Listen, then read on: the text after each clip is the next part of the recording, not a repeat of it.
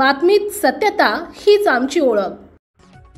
धुळे शहरातील रावेर जुन्नर रोड परिसरात आज पहाटे महसूल विभागाने मोठी कारवाई करत अवैध उत्खननाला दणका दिलाय। या कारवाईत अवैधपणे डांबर आणि मुरुम उत्खनन करणारे एक पोकलेन मशीन आणि 3 ट्रॅक्टर अशी एकूण 4 वाहनं जप्त करण्यात आली आहेत। याबाबत अधिक माहिती अशी की जिल्हा प्रशासनाला रावेर जुन्नर रोड परिसरात मोठ्या प्रमाणात अवैध उत्खनन सुरू असल्याची माहिती मिळाली होती।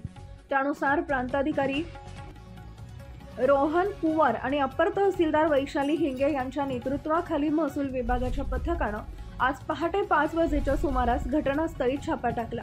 यावेळी पोकलेनच्या सहाय्याने मोठ्या प्रमाणावर अवैध उत्खनन सुरू होते आणि उत्खनन केलेल्या मुरुम व डबल ट्रॅक्टरमध्ये भरला जात असल्याचं पथकाच्या निदर्शनास आलं।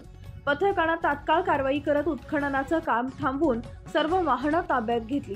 ही मोहीम यशस्वी करण्यासाठी मंडळ अधिकारी मनोहर पाटील वलवाडी, दीपक महाले देवपूर, पंडित डावळे धुळे शहर आणि कमलेश बाविस्कर मोहाडी यांच्यासह देवपूर, वळवाडी, नागाव, गोंदूर, भोकर व धुळे शहरातील तलाठी आणि महसूल कर्मचाऱ्यांच्या पथकाने महत्त्वाची भूमिका बजावली। या धडक कारवाईमुळे परिसरात अवैध उत्खनन करणाऱ्यांमध्ये मोठी खळबळ उडाली असून यापुढेही अशा प्रकारची कारवाई सुरूच राहील असं महसूल विभागाच्या वतीने सांगण्यात आलं आहे। आपल्या परिसरातील महत्त्वाच्या बातम्या पाहण्यासाठी आजच आमच्या JBTV न्यूज चॅनलला YouTube वर सबस्क्राइब करा आणि बेल आयकॉन प्रेस करा।